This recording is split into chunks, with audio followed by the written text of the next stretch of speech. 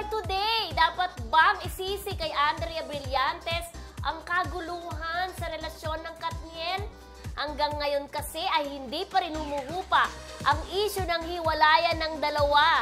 Hanggat kasi wala raw sa kampo nila ang nagsasalita ay hindi ito matatapos. Marami ang sinisisi si Andrea sa gitna ng isyong ito, pero ang mga fans niya ay umaalma na rin. Baka daw maapektuhan ng endorsements nito at estado kung patuloy na siya ang sinisisi sa breakup ng Katniel. Dahil hindi pa kumpirmado kung hiwalay na ba talaga, dapat bang isisi kay Andrea ang kaguluhang ito na nangyayari sa Katniel? Yes! Ayan, pilit-pilit tayo, ah. Oo.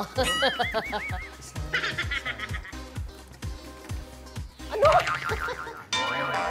Yes, it's me! Ay!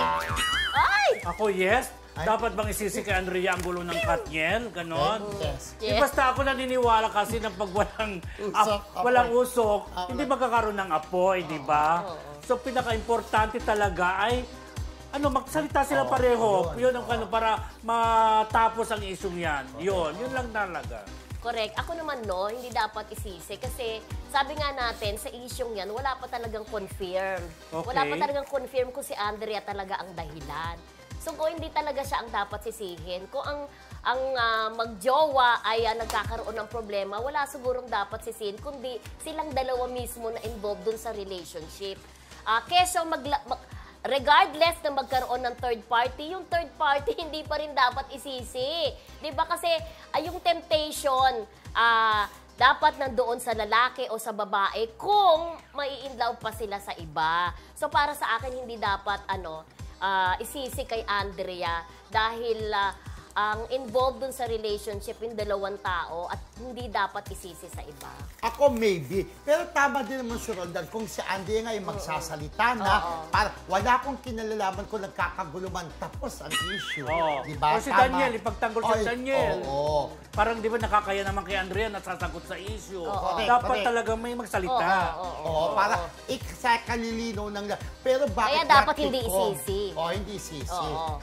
Hindi, ano ba sa kanya? Yes, dapat isisi. Dapat isisi kasi ayaw pa niya magsalita Kung magsasalita siya, tapos, so, sinisisi siya. Kita mo na damay-damay. Siya pa sinisisi siya. Wala yun naman ni Mike sa kanya. Di ba?